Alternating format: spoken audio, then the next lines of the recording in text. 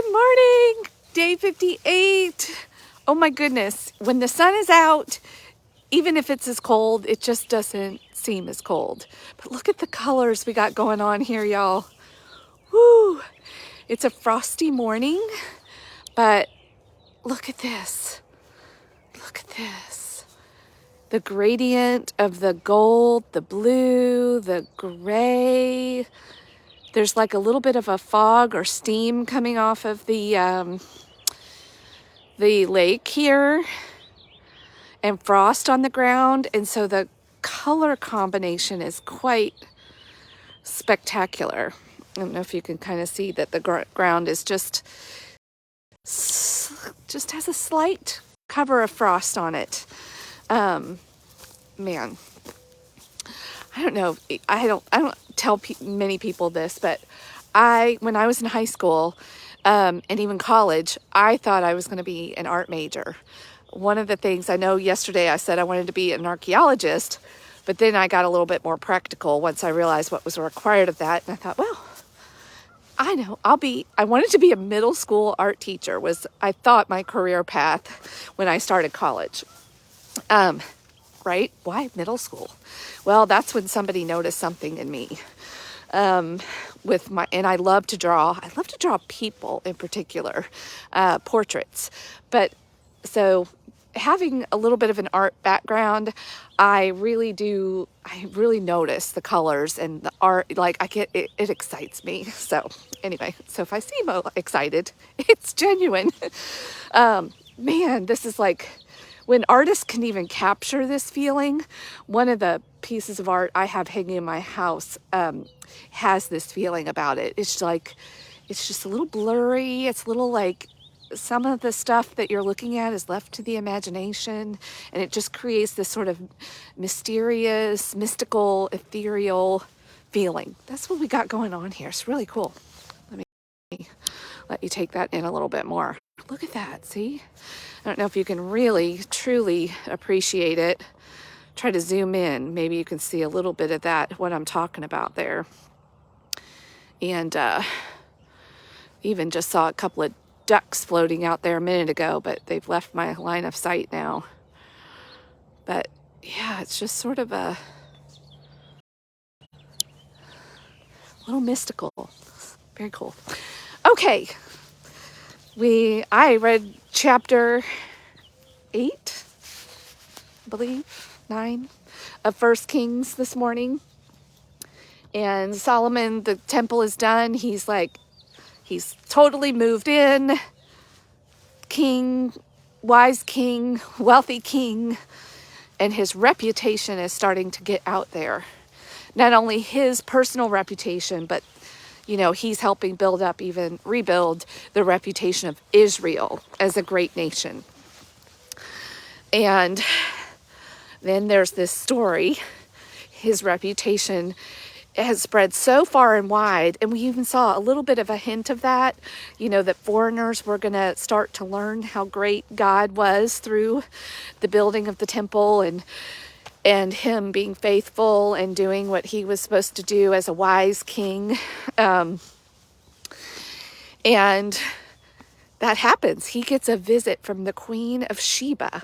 Now, I did do a little bit of looking up this morning. I was like, Sheba? Where's Sheba? Because I thought, well, maybe that's really Egypt, but it's not. It was kind of over close there to Egypt. That kingdom doesn't exist anymore. I'm going to pause and take a break here.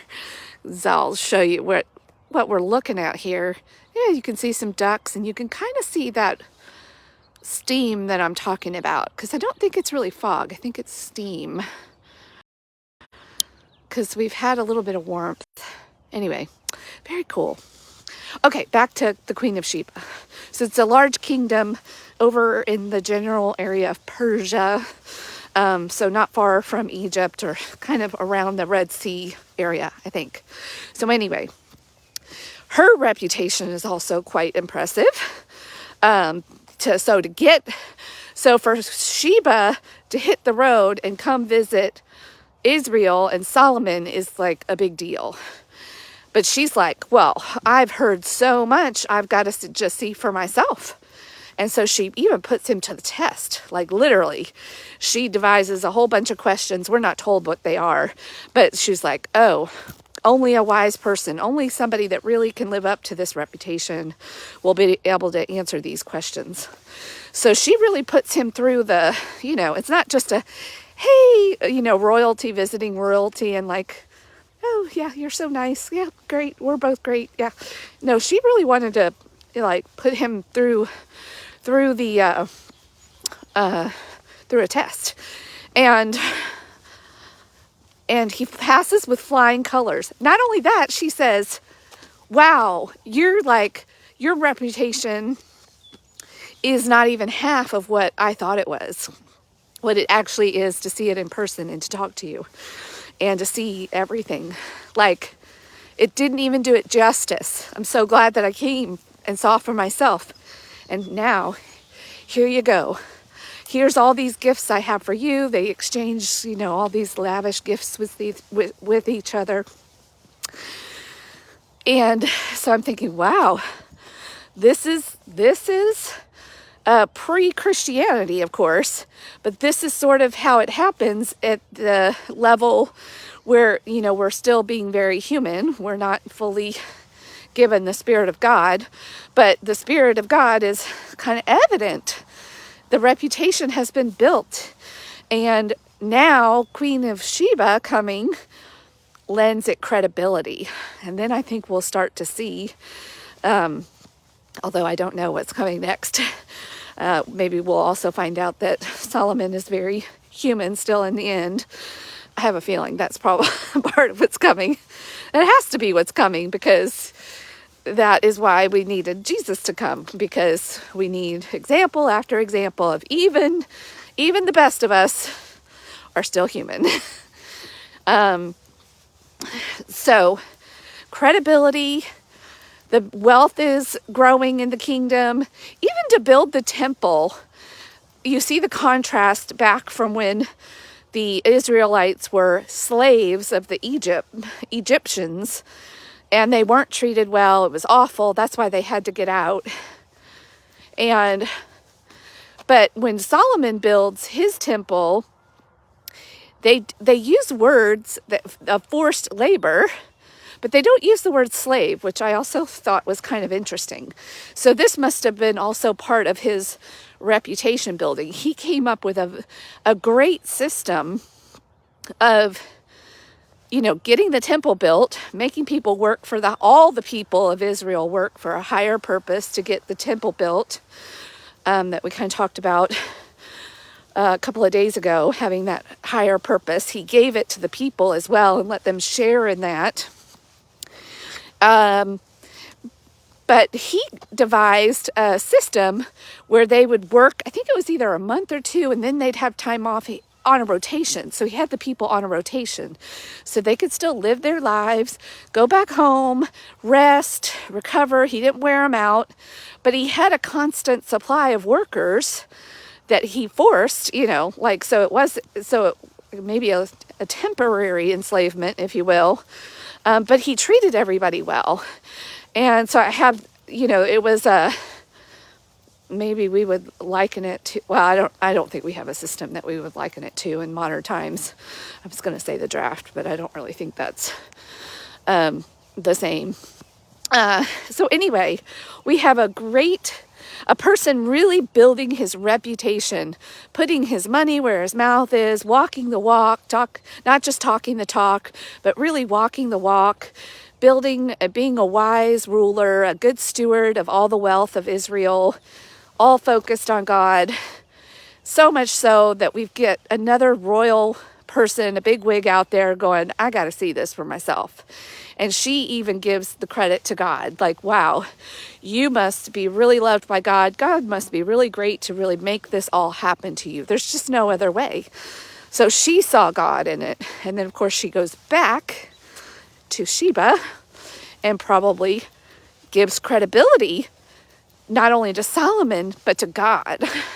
And then we start to maybe see how through our own lives and staying focused, clear, focused on a higher purpose of God, how that can really make a difference in the world, even for the wealthy, and especially, maybe especially the wealthy. But I think it's often people of affluence, and I happen to live in a pretty affluent area and run in some, crowds.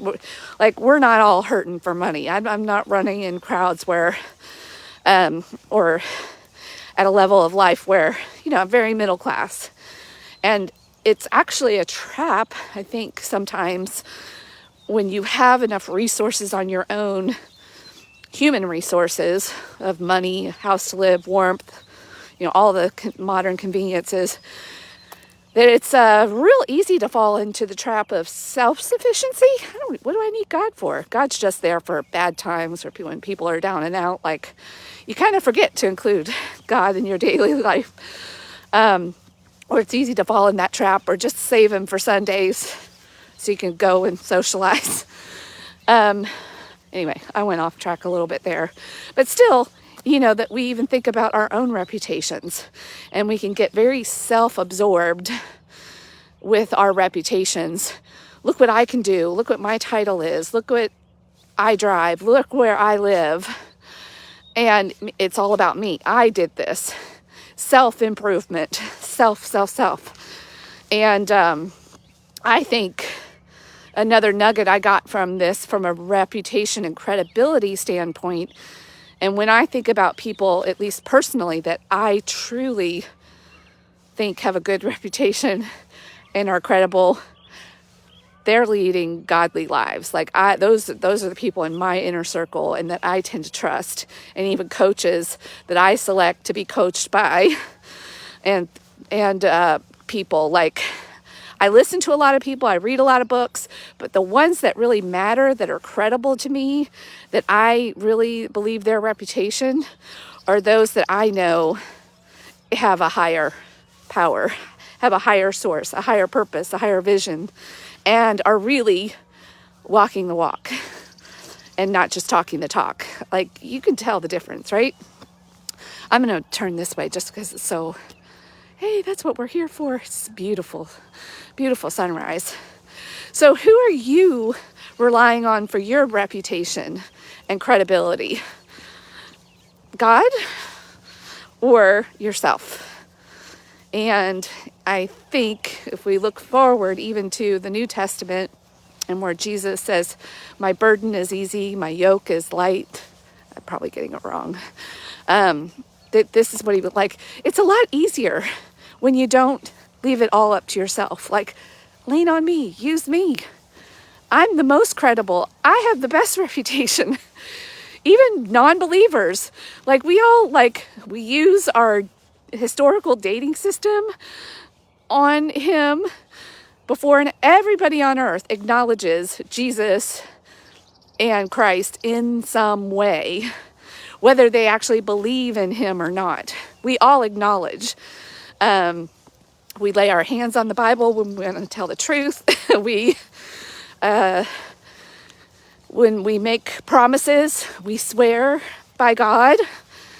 Like, when we make vows, marriage vows, like, even for those that are proclaimed atheists or believe in another religion, incorporate and acknowledge God's reputation and credibility, even in some areas of their life. So who are you relying on for your reputation and credibility? And yeah, I'm just going to leave it at that. I think I need to ponder that. I've been a little bit too self-absorbed myself lately. And I need to get back to some basics. And, we need to be reminded of this daily, just like we've got to eat food. Our brains, like, we've got amnesia. It's all about me. All right. Have a great Sunday. And it's day 58. So March 1st is going to be day 60. That's kind of cool. Maybe we'll talk about habits and some habit science. All right. Bye.